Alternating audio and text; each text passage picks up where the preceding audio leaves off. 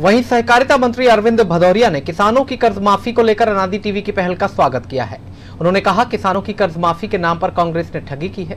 मंत्री भदौरिया यही नहीं रुके, उन्होंने ग्वालियर में कांग्रेस और कमलनाथ के कार्यक्रम को लेकर कहा है कि नाथ, ग्वालियर की जनता आपसे जवाब मांगने को आतुर है। अरविंद भदौरिया ने दावा किया कि 27 सीटों पर होने वाले उपचुनावों में बीजेपी जीत हासिल करेगी। सहकारिता मंत्री अरविंद भदौरिया से खास बात की अनादि टीवी के विशेष संवाददाता आशीष मंगल सोनी ने।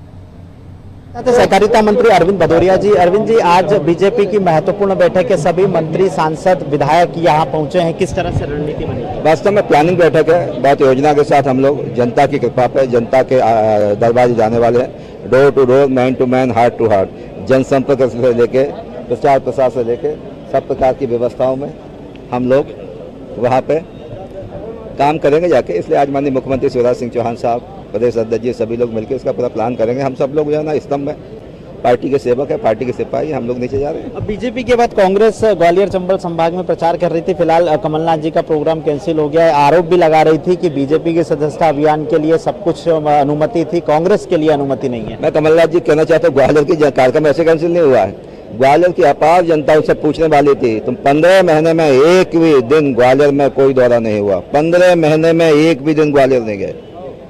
छिंदवाड़ा के मुख्यमंत्री थे या मध्य प्रदेश के मुख्यमंत्री नहीं थे, उनको इन्फॉर्मेशन हो गई होगी, वो पर्ची लेके खड़े रहने वाले थे वहाँ पे। जनता कहने वाले थे, भैया नाथ साहब, हे नाथ, तुम तो कभी यहाँ आई नहीं है, इसलिए उनके दौरे कैंसिल हुए। ग्वालियर की जनता है, ग्वालियर के लिए कुछ दिया ही नहीं है। अभी चंबल प्रोग्रेस डे हमारे मध्य प्रदेश के मुख्यमंत्री शिवराज सिंह चौहान, ज्योतिरादित्य सिंधिया, हम सबके प्रयास से इतना बड़ा काम दिया, 8,500 करोड़ रुपए का, कई प्रकार के सौगातें दी हैं। अभी कल किसान वो पंचायतों में, हर पंचायत में 4.5 लाख रुपए डाल दिए, करीब 2200-2300 करोड़ रुपए डाले।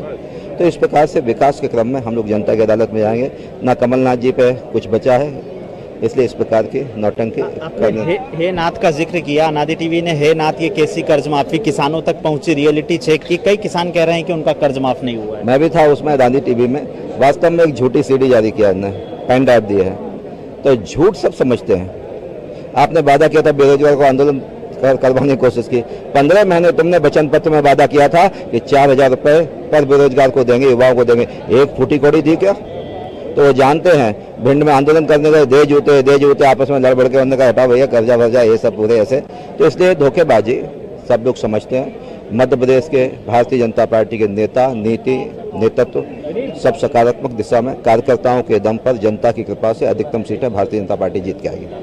ये थे सहकारिता मंत्री अरविंद भदौरिया, जिनका साफ तौर पर कहना था कि ये बैठक प्लानिंग को लेकर की जा रही है, आने वाले चुनाव में क्या कुछ रणनीति होगी इसको लेकर चर्चा की जाएगी। और ये भी साफ कहा कि किसान कर्ज माफी को लेकर अनादि टीवी ने जो मुहिम चलाई है वो सराहनीय है, क्योंकि किसानों के कर्ज माफ नहीं हुए हैं। बेरोजगार युवाओं के लिए रोजगार की बात कांग्रेस सरकार ने की थी, लेकिन रोजगार दिए नहीं है। ऐसे में चुनावी रण क्षेत्र में जनता कांग्रेस को सबक सिखाएगी। कैमरा पर्सन इरफान के साथ आशीष मंगल सोनी, अनादि टीवी। हमारे साथ है सहकारी